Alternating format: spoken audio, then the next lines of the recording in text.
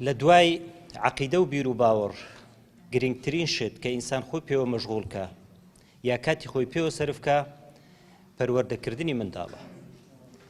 چونکە هەر کاتێک عەقیدە و بیر و باوەڕ ئینسان دامەزرا ئینسان خۆی ڕزگار کرد لە دۆزەخ لە سزا و لە عەزاب، و هەر کاتێکی منداڵیشی پەروەردەکرد ئەویش بە هەمان شێوە دەبیتە سەبەبی ئەوەی کە بە هەمان شێوە یان ئەزر و پاداشی پێ زۆر ببی، یا خوا نەخواستە ئەگەر منداڵەکانی باش پەروەردە نەکرد ببیتە هۆی سزادانی دایک و باوکەکەشی. منداڵ نیعمەتێکی زۆر گەورەیە،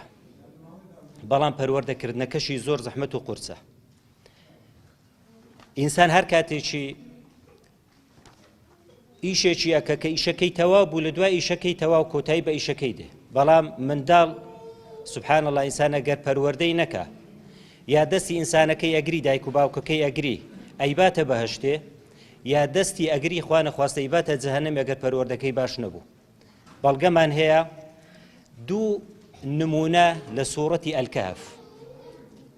نمونەکان ئەو کاتی کە موسا عەلەیهی سەلام لەگەڵ پیاوچاکەی ئەڕۆن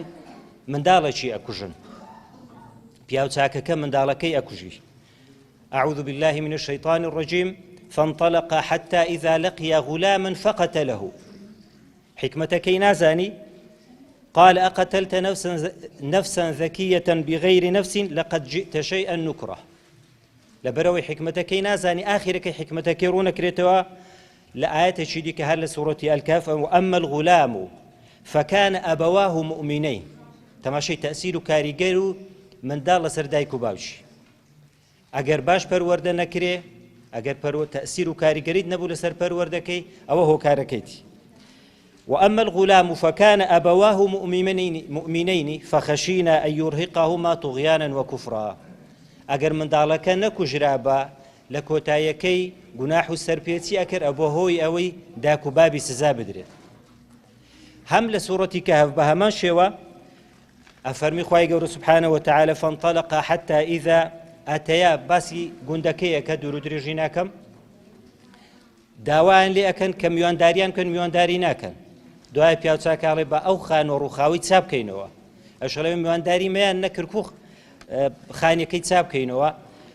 حکمتەکەی نازانی، حکمتەکەش و ئەمە الجدار فكان لغلامين يتيمين. ئیدوو منداڵی یەتیمە في المدينة وكان تحته كنز لهما لآخر فرمي وكان أبوهما صالحا. كواتە خۆشەویستان گرنگی بابەتیمە لەوەیە منداڵ وازت لێ ناینی، یا دەست ئەگریلۆ بەهەشتێ یا خوا نەخواستە دەست ئەگریلۆ جەهەنەمێ. کەواتە ئەو بابەتێمە باسی ئەکەین پاشەوەی کە عەقیدە و بیر و باوەڕی خۆ دامەزرا گرنگترین شت کە پێی وە خەریک بین پەروەردەکردنی منداڵەکانی خۆمانە. ئەمە نەو شۆکە ئینشاءڵڵا کۆمەڵە خاڵێکی باسەکەم ئەگەر منداڵێک مخالەفەی کرد، سەرپێچی کرد، گوناح و تاوانی کرد، ئایا ئەمن چ بکەم هەتاوەکو ڕاستی بکەمەوە یا چارەسەری ئەو مخالەفەی کە کردیت یان ئەو سەرپێچەی کە کردیتی بیکەم. لكن ئەمە هەر کاتێکی منداڵ مخالەفەی کرد مەرحەلە و قۆناغی یەکەم شەق و لێدانە. ئایا شەریعەتی ئیسلام هەڵە ڕاستکردنەوەی منداڵەکان یان ڕاستکردنەوەی هەڵەی منداڵەکان بە شێوازەکێکە ڕێزبەندی هەیە، پلەبەندی هەیە. هەر کاتێکی منداڵ مخالەفەی کرد، سەرپێچی کرد، دەبی بەو ڕێزبەندەی دابڕۆین ئەو کاتی ئەتوانین تەئسیر و کاریگەری لەسەر بکەین بە پێ و فەرمودانە یان ئەو ئاەتانەی کە ئێستا لە خزمەتی دان و باسەکەین. إمامي غزالي قصشي زور جوانك دفرميت كما أن الطبيب لا يجوز أن يعالج المرضى بعلاج واحد. ضل الدكتور درسني بيك تاك علاج نخوشكي تسار سربكة وكاركي تسار ضل بري زرري بياقيني. وكذلك المربي أو كسك پروردي من ضلكاني شيئك لا يجوز أن يعالج مشاكل الأولاد ويقوم إعوجاجهم بعلاج واحد. أويش بهمان شو ناكري يكري جاي بكاربينين هتاوكو أو سربيتي ككريت سار سربكين لبرتيا چونك لوانيا يكري جا بكارهينان زرري اللي يبدأ قازان جي بينا جيني. زايا أجر مخالفي كرد من دالك سربيتي كر مخالفي كرد كو بتواني سار سريبكين يكمين يعني بورز بندي داروين يكمين زار أراستا كردن ونصيحة كردنا توجيه كردنا بنصيحة وآموشگاری. فرمودشی زۆر خۆش هەیە هەمومان گوێمان لێ بۆ، بەڵام جارش کە گوێ لێ بگرینەوە استفادەی لێەکەین. ئیمامی موسلیم و بوخاری فەرموودەکەی ڕوایەتەکان دەفەرمێت عن عمر بن أبي سلمة عن عمر بن أبي سلمة قال كنت غلاما في حجر رسول الله صلى الله عليه وسلم. حجر يعني لجير رعاية وساوديري في غنبري بهم عليه الصلاة والسلام خزمة كاربهم. وكانت يدي تطيش في الصفحة يعني يدي تطيش في الصحفة. وقتی خواردن دات بە کەیفی خۆم لە هەموو شوێنان دەستم درێژە کرد و خواردنەکەم وەرەگرت بەبێ ئەوەی لە لای خۆم بخۆم. پێغەمبەر عەلەیهی سەڵات وەسەلام نەسیحەت و ئامۆژگاری کرد. فقال لي رسول الله صلى الله عليه وسلم پێغەمبەر پێی فەرمووم يا غلام سم الله وكل مما يكل وكل مما يليك وكل بيمينك. نەسیحەت و ئامۆژگاری سێ نەسیحەت و ئامۆژگاری زۆر جوان بە حەیات و ژیانی خۆم لە بیرم نەچوو. ئەی غولامەوە نەسیحەت و ئامۆژگاری مەرحەلە و قۆناغی یەکەم دەبێت بە نەسیحەت و ئامۆژگاری ئەی کوڕە جوانەکە غولامیش فەرقی هەیە لەگە مستەلەحات و زاراوەشکەی بەکاری بن یعنی کوڕە شیرینەکە کوڕە باشەکە. ئەگەر خواردت سەمی الله یەکەم جار بسم الله بکە. دوایەکە فەرمووی وەکول بیەمینێک ئەگەر خواردیشت بەدەستە ڕاستی بخۆ وەکول مما یەلیک ئەوەی لە لای خۆشت بخۆ. والله ئەعلەم ئەو کوڕە گەنجە ئەو کوڕە لاوە هەموو عیبەکانی تێدا هەبووە. یەک بسم الله نەکردیە و بەدەستە ڕاستیشی نەخواردیە و لە لای خۆشی خواردن نەخواردیە. پێغەمبەر عەلەیهی سەڵات وەسەلام تەماشای کردی قاعیدە سابتی کرد یا غولام سەم الله بسم الله بکە وەکول مما یەلیک وەکول بیەمینک. هەرسێ ئامۆژگاری بە ئامۆژگاریەکی زۆر جوان کوڕەکە قەناعەتی کرد و دەڵێ ئێستاش لەگەدابی ینی تەپاشی تەمەنی زۆر گەورەش هەر لە یادی نەچوو بۆ سونەتێکی شلۆمە کە لەسەری بڕۆین. کەواتە مەرحەلە و قۆناغی یەکەم ئەگەر منداڵ سەرپێچی کرد تەوجیهکردن و ئاراستەکردن و ئامۆژگاریکردنە. خاڵی دووەم دەبێ مڵاتەفەی تێدابی نەرمونیانی تێدابی ئاراستەکردن و تەوجیهی تێدابی و باسمان کرد. ئەویش بە هەمان شێوە ئیمامی موسلیم و بوخاری فەرموودە چێژێڕنەوە فەرموون أن رسول الله صلى الله عليه وسلم أتى بشراب فشرب منه. پیغمبر علیه الصلاة والسلام خواردنی چند هین آیا خواردنەوە ئاو بووە شیر بووە. پیغمبر علیه الصلاة والسلام لە خواردنەوەکەی خواردەوە. وعن يمينه غلام لدەستە ڕاستی منداڵێک بوو. وعن يساره أشياخ لدەستە چەپیشی کۆمەڵە پیاوێکی بەتەمەن دانیشتو بوو. فقال رسول الله صلى الله عليه وسلم للغلام منداڵەکەی گوت بە کوڕە گەنجەکەی گوت ئەتەئذن لی ئەن ئوعطیە هؤلاء ئایا ڕێگەم پێ ئەدەی ئاوەکەی چونکە گەر ئاوەکە تەوزیع کرا لە دەسە ڕاست تەوزیع ئەکرێ ڕێگەم پێ ئەدەی دەسە ڕاستەکەی جێبەجێ نەکەین و بیدەینە دەستە چەپی چکە پیاوەکانی لێیە. وهذه هي الملاطفة دەڵێنەوە چییە خۆ حەقی خۆیتی منداڵەکە بیخواتەوە لە بەرەوەی لە دەسە ڕاست بووە. پێغەمبەر عەلەیهی سەڵات وسەلام ئەتەئذن لی ڕێم پێیادەی ئاوەکەی بدەمە دەستە چەپت کە پیاوی گەورەی لێیە. طبعاً منداڵەکە قبوڵی ناکارێ لەبەرەوەی هەتاوەکو تەبەڕوکەکە یەکەم جار دوای پێغەمبەری عەلەیهی سەڵام کە ئەخواتەوە من بیخۆمەوە. بەڵام پێغەمبەر مەبەستمان چییە لەوەی زۆر بە نەرمونیاری و لەسەرە خۆی. جا لێرە پێم خۆشە وچێڵن قەوسەکی وەرگرین. پێغەمبەر عەلەیهی سەڵات وەسەلام بەخۆی سونەتی دانیاری هەر کەسەکە دەستە ڕاست لە دەستە ڕاستی خواردنەکەی ئەژێڕی. بەڵام بەخۆی تەکلیف لە چێیەکە لە منداڵەکەیەکە ئاڵێ ئەگەر لە دەسە ڕاستی تەوزیع نەکەین بیکەینە دەستە چەپ لە بەرەوەی کۆمەڵە پیاوێکی بەتەمەنی لێیە. دکتۆر دڵدار غەفور هەیە گوتی ڕۆژێکیان میوانمان هاتن میوانەکان دانیشتن و بابم هات سەلامی کرد. ئەو کاتی تەمەنی وچی باسیە کرد چکە من ئەو کاتی دیتم بابی لە تەمەنی 6-7 ساڵی بوو. گوتی کە سەلامی کرد و تۆقەی لەگە دوو کوڕە گەنجەکەی کرد کە ئیلتیزاماتێکی زۆر باشیان هەبوو. سەلامی کرد و گوتی دوو کوڕەکان هەڵ نەسات. گوتی بابم بەو تەمەنەی خۆی شۆڕ کردەوە تۆقەی لەگە کردن و بەخێراتنی کردم. گوتی ئەم شەرمەزار بووم. بابیشم کە ڕۆیشتن دواتر پێی گوتم کاکە ئەوە چ ئەدەب و ئەخلاقیشیان هەبوو. خۆ هەر لەبەر تەمەنەکەی. دوایە گوتی لە دوو گەنجەکانم پرسین کاکە ئەنگەلۆ هەر نەسات. گوتیان خۆ دروست نییە. یعنی غەڵەت تێگەیشتن لە دین. مەبەستم ئەو قەوسم پێخۆش بوو. پێغەمبەر عەلەیهی سەڵات وەسەلام ئەڵێ ئەگەر خۆی ئەو بەخۆی سونەتەکەی دانایە ئەگەر هاتوو لە دەستە ڕاستی تو کەسێک دانیشت خواردن دەست پێ کرد خواردنەوە بوو دەبی دەسە ڕاستەکەیتەوەکەی بەڵام ئەگەر لە دەستە چەپت کۆمەڵە کەسەشی بەتەمەن هەبوو ئەوە ئەولاترت جێبەجێ بکەیت ئەتوو هەڵنەسی لەبەرەوەی وڵات دروست نییە لەبەر پیاوێکی زۆر گەورە هەستم کەواتە خاڵی دووەم ئەوێ مڵاتەفە و نەرمونیانی تێدا بێت خاڵی سێم دەڵێ ئەو جارەی ئاماژە پێکردنە ئەو جارەی بەکردەوە گۆڕینی گوناح و تاوانەکەیە ئەویشیان بە هەمان شێوە فەرمودێکی زۆر خۆشەیە پێغەمبەر عەلەیهی سەڵاتو وسەلام ئیمامی بوخاری ڕیوایەتەکە لە ئیبن عەباسی ئەفەرمی كان الفضل رديف رسول الله صلى الله عليه وسلم فضل دەڵێ لە پشت پێغەمبەری سوار ببوو جا ئایا ئەسب بووە هەر شتێکی دیکە بووە فجاءت امرأة ئافرەتێک هات من خثعم دیارە قەبیلە و عەشیرەتەکەی بووە فجعل الفضل ينظر إليها فضل بە هەردوو چاوانی تەماشا ئافرەتەکەیە کرد وتنظر إليه ئافرەتەکەش تەماشا فضلێ کرد فضل ئەو سەحابەیە لە پشت پێغەمبەری سوار بوو عليه الصلاة والسلام وجعل رسول الله صلى الله عليه وسلم يصرف وجه الفضل إلى الشق الآخر يكسر دمتساوي فضلي وهل يكرقوت فضل تماشي مكة تماشى أفرتكي مكة إيدي أفرتكي لي برسي فقالت يا رسول الله صلى الله عليه وسلم إن فريضة الله تعالى على عباده في الحج أدركت أبي شيخا كبيرا لا يثبت على الراحلة علي موسم حجي هاتيا آية بابشم حجي لسرا بەڵام لەبەر تەمەنەکەی ناتوانانی خۆ لەسەر وڵاغ و شتانە ڕابگری ئایا لە زیاتی حەجی بکەین پێغەمبەریش عەلەیهی سەڵاتو وسەلام پێی فەرموو بەڵێ کەواتە تەماشای فەضلی کەن فەضل گوناحەکیەکە تەماشا ئافرەتێکەیەکە بەڵام دەم و چاوی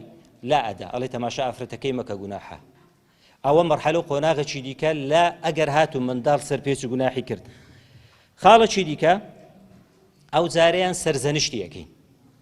هەر کاتێک منداڵ مخالفەی کرد سەرزەنشت لۆمەیەکەی ئەویش بە هەمان شێوە طبعا ئەوانە پێمان خۆش هەموو لە فەرمودەی پێغەمبەری عەلەیهی سەڵاتو وسەلام وەری بگرین بۆی بیکەینە بەڵگە عین ئیمامی بوخاری فەرمودێکی کە ڕیوایەتەکە ئەفەرمیت ئەبی ذەر قال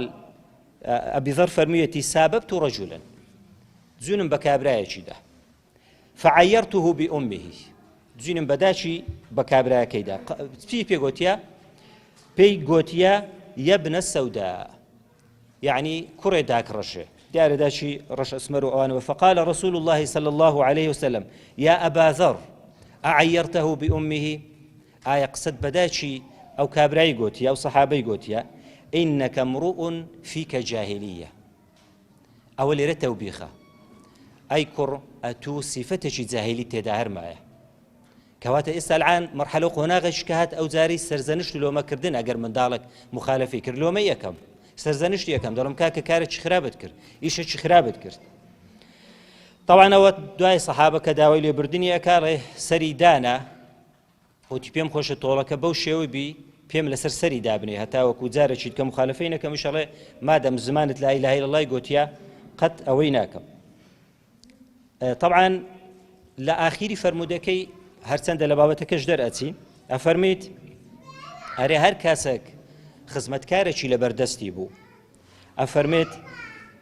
فليطعموا مما يأكل وليلبسه مما يلبس ولا تكلفوهم من العمل ما لا يطيقون وإن كلفتموهم فأعينوهم سار ئامۆژگاریەکە لەبەرەوەی ئێستاش کۆمەڵە خەڵکێک هەیە خزمەتکار و خزمەتگوزاری لە ماڵی ئەگەر هات و لە ماڵێ بوون دەڵێ لەو خواردنەی کەی خۆی پێیان بدە ولو جلو بەرگەی ئەی پۆشی ئەوانیش بالەبەری بکەن و ئیش و کارێکی لە سەرشانی دامن ئەگەر لە توانای نەبوو و ئەگەر ئیشیشت پێسپارد یارمەتی بدە و خاڵێکی دیکە لەو خاڵانی کە پێویستە لە کاتی پەروەردەکردنی منداڵی یان ئەگەر هات و منداڵێک سەرپێچی کرد کو بتوانین ڕاستی بکەینەوە هەڵەکە ڕاستکەینەوە ئەو جارەی الئیرشاد إلى الخطأ بالهجر ئەو جارەی قسانی لەگەڵ ناکەین خۆی لێ ڕائەگرین ئەویشیان بە هەمان شێوە ئیمامی بوخاری لا أبي سعيد الخدري روايتك أفرمت نهى رسول الله صلى الله عليه وسلم عن الخذف پیغمبر عليه الصلاة والسلام نهي كرديا كإنسان پیشا مزگەوت کوب و مافروشتی لێ نەبووە وردە بەردی لێ بووینە جاریەوە بۆ لەناو مزگەوتێ شەڕەبەردیان کردیە شەڕەبەردەکە کوبووە یان بە پەنجەی شایەتمانی یان بە پەنجەی گەورە بەردیان لە یەکتری گرتیە پیغمبر عليه الصلاة والسلام في فرمون نهى عن الخذف نەهی لێکردە ئینسان بەردی لە یەکتری بگری لەسەر پەنجەی دانێت و باوێ. وقال إنه لبرتي حكمتكي باسكا أفرمي قال إنه لا يقتل الصيد خوانا راوي بيناكري ونيا ولا يتكئ العدو ونتواني زفرج بدجمني بي يعني زرر لدجمني بدي وإنه يفقأ العين ويكسر السان يان ساوي كوراكا يا دداني الشيني لبر هندي درسني إنسان بردي باوي تيكتري ولا الرواية تشيدك بهمان شوى أن مغفل خذف فنهاه يك لخز مكاني مغفلي بمغفلي قوت مغفل أو بردانه ماوي أريد سنزار دوباري كردو بلام هر بردوان بولسر برهايش نكي أويش قوتي قصة لقناكم يان لرداوة شديكا كرداوي تبوشي فيها قوتري وعلى الثلاثة الذين خلفوا يك لوانا كعبي كري مالك بو خوا فرماني كر كبتن زنجي تبوك بلام يك لواني كدوا كوت كعبي كري مالك بو دەڵێ ئاەت دابەزی کە پێغەمبەر عەلەیهی سەڵام فەرمانی کرد کە قسە لەگەوانە نەکرێت ئەرێش ژماردم 50 شەو ڕۆژ قسەیان لەگەمە نەکرد لەبەرەوەی لە جەنگەکەی دواکەتین کەواتە ئەوە بەڵگەنە لەسەر ئەوە ئەگەر منداڵێک گوناح و سەرپێچێکی کرد لادانێکی کرد مەرحەلە و قۆناغێکیکە ئەوێ ئەو جارەی خۆی لێ ڕاگرم ئایا خۆڕاگرتنەکە چەندە باسەکەن دەکەڵێن هەتاوەکو 50 شەو ڕۆژش ئەکرێ بەڵام ئەسەحەکە ئەوێ لە 3 شەو ڕۆژی زیاتر نابێت چونکە فرمودەکەی صحیحە دەڵێن ئەوەی دیکە کە لە ئاەتەکەی باس کرایە تایبەتە بە پێغەمبەری عەلەیهی سەڵات وەسەلام جاری وایە چەند سەعاتەکە جاری وایە شەو ڕۆژەکە ئەتوانی بە خۆڕاگرتنەکە قسە نەکردنەکە ئەتوانی منداڵەکەی بینەوە سەر یان ئەو مخالەفەی کە کردیتی بینەوە سەر سەوابەکەی ئەو جارەی مەبەستم خاڵی کۆتاییە ئەوان کە بە پەلە ڕۆیشتم خاڵێکی دیکە ئەو جارەگەر منداڵ هەر ڕاوەنەستە ئەتوانین لێی بدەین لەبەر چییە ئەوە لە دەستی مامۆسایە توانی قاوی بدە ئەویش لەو فەرمودەی کە ئیمامی ئەبوو داود و حاکم ڕیواتیان کردووە دەڵێ مروا ئەولادەکم بالصلاة وهم أبناء 7 سنين ل7 ساڵی فەرمانیان پێ بکە با نوێژێ بکەن واضربوهم عليها وهم أبناء 10 ل10 ساڵی لێیاندن وفرقوا بينهم في المضاجع جێی کچ و کوڕەکانیش لەیەکتری جیا بکەنەوە زۆر کەس ئەوەی کردیتە بەڵگە جا بەڵگەکە چییە ئەمە تەماشەی چەند قۆناغم ژماردنە 5 قۆناغم ژماردن ئەوە هێشتا لێدان نەهاتیە وەنیا یەکەم جار نەسیحەت و ئامۆژگار یەکەم دوایە بە نەرم و نیانیت معاملەی لەگاکەم دوایە کە هاوچی ئەو سەحابەی دەموچاوەکەی لادا گوتی گوناح و تاوانی مەکە ئەو جاری سەرزەنش یەکەم ئەو جارەی خۆی لێ ڕائەگرم مەرحەلە و قۆناغی شەشەم لێدان دێت ئەو کاتێویش ئەفەرمێت لە 10 ساڵی لێیان بدەن دەسەدەینە سەرێ و باسی ئەکەین تەماشەی هەر کاتێکی ئینسان ئەگەر لە منداڵی خۆیدا زانایان قسەی زۆر جوانەکەن دەڵێن لە تەمەنی 7 ساڵی هەتاوەکو 10 ساڵی چەند ساڵەکە دەڵێ لە 7 ساڵی فەرمانیان پێ بکەن لە 10 ساڵی لێیاندەن چەند ساڵەکە 3 وەنیە طبعا لەوە باسی نوێژەشەکە هەر ساڵ چەند ڕۆژە 360 360 چی لێ بکەین فیچەندی بکەین 3 جارانی 360 یەکەین ئەکاتە 1080 ڕۆژ دوایەکە هەر ڕۆژەشی 5 فەرزی تێدایە دەبی هەموو فەرزان کوڕم کچم هەستە نوێژە بکە ئەو جارەی 5 جارانی 1080 یەکەین ئەکاتە 5400 پاشی 3 ساڵ و 5400 5,000 کەشی لێتەرەکە بیکە 1000 جاری دەبی پێ بڕێ کوڕم کچمە تو نوێژت نەکردە لە نوێژەکانی کەمتر خەمی پاشی هێنجی لێدەی لێدانەکەش دێم باسەکەم ئایا لێدانەکە دەبی چەند شەرت و مەرجی تێدا بن ئەو کاتی لێدانەکەی بەکاربینێت چونکە بەشی زۆر بەی زانایان ئەڵێن پێشی 10 ساڵی مەمنوعە لە منداڵی بدرێ لۆ بەڵگەیان ئەو فەرمودەی پێغەمبەری عەلەیهی سەڵات وەسەلام دەڵێ پێغەمبەر فەرمانی کردێ لە 10 ساڵی لێیاندەن یعنی لە پێش 10 ساڵی لێدان نییە لە 10 ساڵێکە شەگەر لێ بدەی دەڵێ ئەو شەرت و مەرجانە هەیە کە دەبی جێبەجێ بکرێن لە کاتی لێدانەکەی یەکەمینیان پاشی ئەو کاتی لێدرێ ئەگەر هەموو وەسایلەکانمان بەکارهێنن ئەو 6 وەسایلانی پێشتری باسم کردن هەمووی بەکاردێنین ئەگەر ئیسیفادەی نەبوو ئەو کاتی لێدانەکە بەکاردێ خاڵەکی دیکە ئەگەر ئینسان زۆری تووڕە بوو نابی لێ بدە چونکە تووڕە بووی هەموو تووڕەکەیەک لەسەری وشێرێنێت زامی غەزەبی خۆت لەسەری ئەڕێژی جاری وای سقەت یەکەی دەبی غەزەبەکەت لە بەرەوەی ئەدەبە لێدانەکە چیە لێدانی تەئدیبە ئەتومە بەسەت ئەوەیە فێرە ئەدەبیکەی نەک بچی تەعزیبی بدەی پاشەوەی تووڕەکە نەما ئەجا ئەو کاتی دەبی بچی لێ بدەی خاڵەکی دیکە نابی لەو شوێنانەی بدەی کە نەهی لێکرایە بەداپی پێغەمبەر عەلەیهی سەڵاتو وەسەلام باسی وەجهی کردیە دەڵێ ئەگەر لێشتدا نابی لە دەمو چاوانی دەی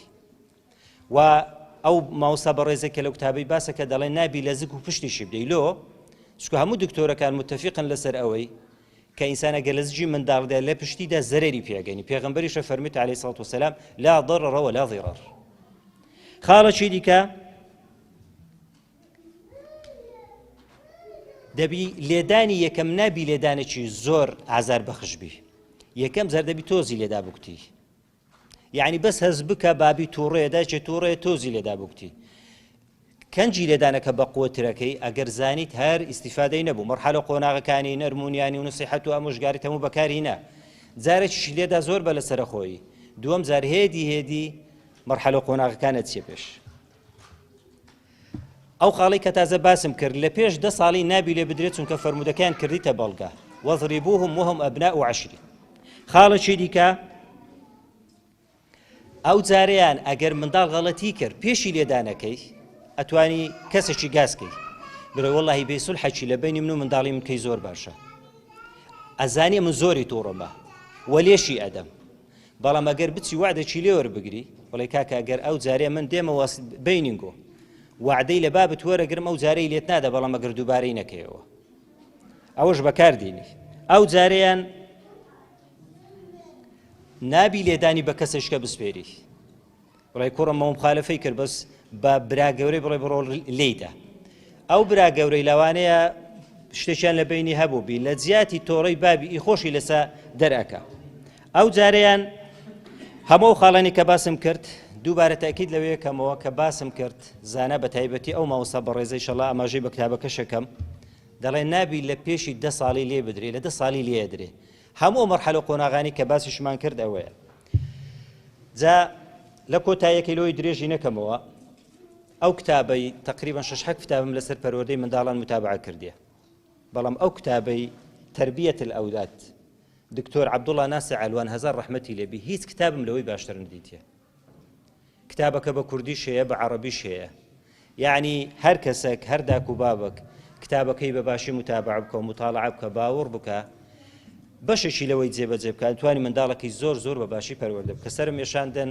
خوای گەورە ئەجر و پاداش بداتەوە صلى الله على محمد وعلى آله وصحبه أجمعين والحمد لله رب العالمين والسلام عليكم ورحمة الله وبركاته